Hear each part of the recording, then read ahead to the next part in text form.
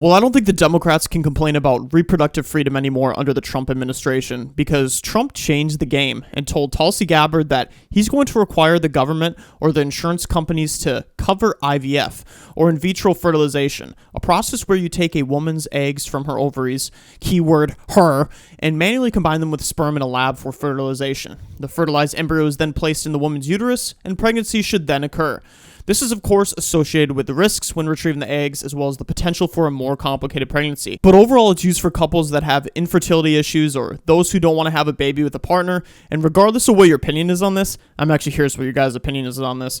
This treatment seems like it's split within the Christian community. It helps women have babies. And a lot of Democrats are pro-IVF, and to have Trump say insurance companies must pay could convince a lot of women to vote for him. I want to start with one that's very personal to me. Hard to talk about sometimes. This is only the second time I've spoken about it publicly, but my husband and I were married almost 10 years ago. We wanted to start a family. We were very excited about it. Unfortunately, it was very difficult. We were not successful in trying to get pregnant. For us, IVF seemed to be the only option and the last resort. As you know, it's a pretty difficult process. It's very, very expensive. I was in Congress at the time, traveling. I would carry the medicine that I had to administer shots to myself sometimes in an airport bathroom. And ultimately, the most difficult part was every time going to the doctor for another transfer and hoping that it would result in a positive pregnancy test, and then being heartbroken over and over every time that test came back negative. Now, I know some of your opponents, your political opponents, are saying that you want to ban IVF. While it didn't work for us, it's worked for a lot of families.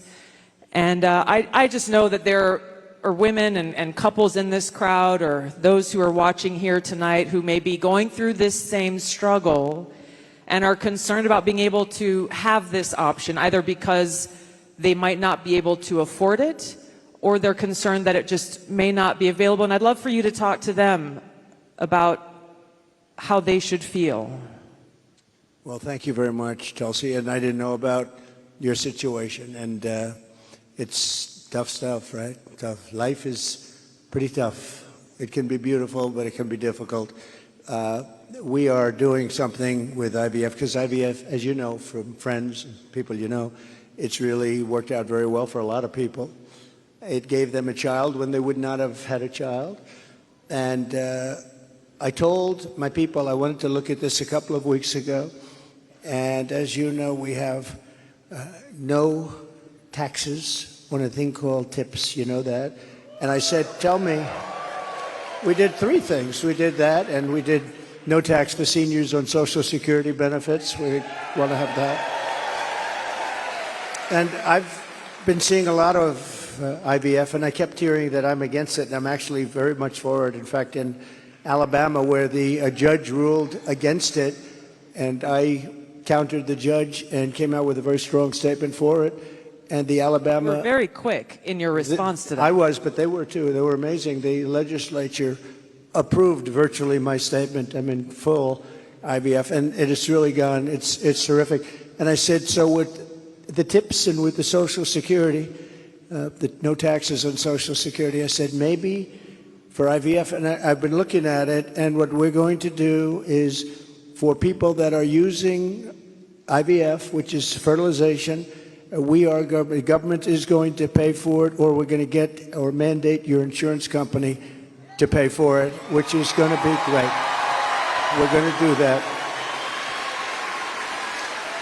I can't tell you how life-changing that would be for so many families, because it costs a lot of money. A lot of people go into debt just for the hope of being able to start their own family. Well, it's big, and you know what? We want to produce babies in this country, right? We want to produce babies.